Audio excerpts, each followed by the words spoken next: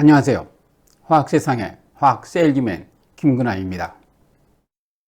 지금으로부터 10여 년 전 천안함 사건과 세월호 침몰의 대참사가 있었습니다. 그런데 인명구조 등을 하는 과정에서 구조대원들이 잠수병 등으로 사망하는 안타까운 사고도 같이 있었죠.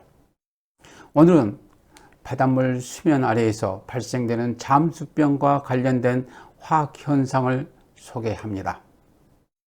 잠수병이란 물속 깊이 잠수했다가 수면 위로 빠르게 올라오면 압력 감소로 인하여 혈액 속에 녹아있던 질소가 갑작스럽게 기포가 되어 나옵니다. 이 기포가 혈액 순환을 방해하여 온몸이 나른해지고 심할 때는 사지마비나 사망에 이르게 하는 병입니다.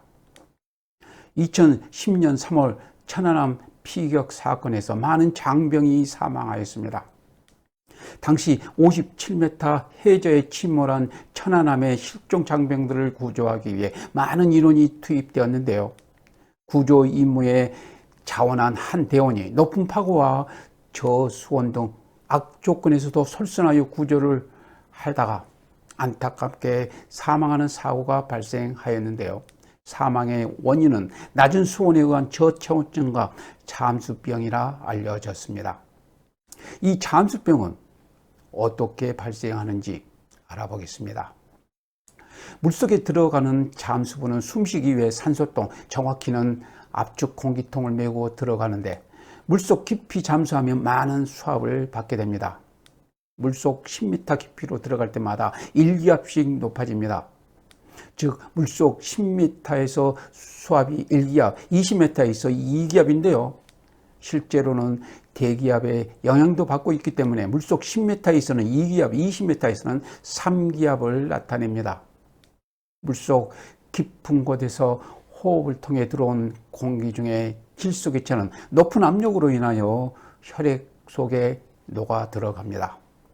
그러다 갑자기 수면 위로 올라오면 압력이 낮아져서 녹아있던 질소가 기포가 되어 혈관을 막는 현상이 발생하게 되는 것이었죠. 우리는 액체에 녹아있던 기체 물질이 기포로 바뀌는 현상을 우리 주변에서도 쉽게 볼 수 있습니다. 맥주나 사이다의 뚜껑을 열게 되면 기체 거품이 형성되어 병 밖으로 나오곤 합니다. 맥주나 사이다 등 음료수 제조 시 이산화탄소를 가압하여 넣기 때문입니다.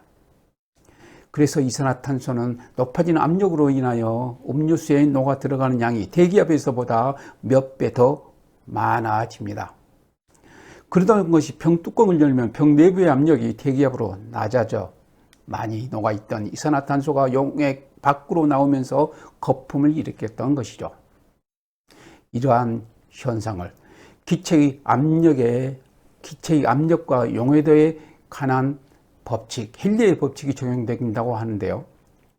이 법칙은 액체에 녹아 들어가는 기체의 양은 압력이 증가할수록 증가한다는 법칙입니다.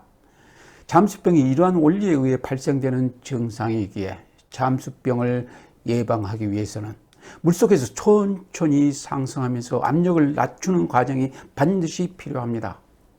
그리고 30-40m 이상 깊은 곳에 들어갈 때는 잠수 호흡용 공기통에 질소 대신에 혈액에 대한 용해도가 매우 작은 헬륨가스를 넣어 사용하기도 합니다.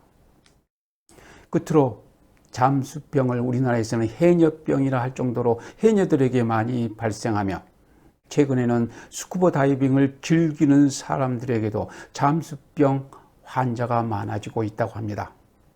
이를 예방하기 위해서는 물속에서 수면으로 올라올 때 천천히 올라와야 한다는 원리, 이젠 잘 아시겠죠? 지금까지 잠수병과 기체의 압력에 관한 용해도에 대해서 알아보았습니다. 오늘의 내용이 흥미롭고 유익했다면 좋아요, 구독 부탁드립니다. 감사합니다.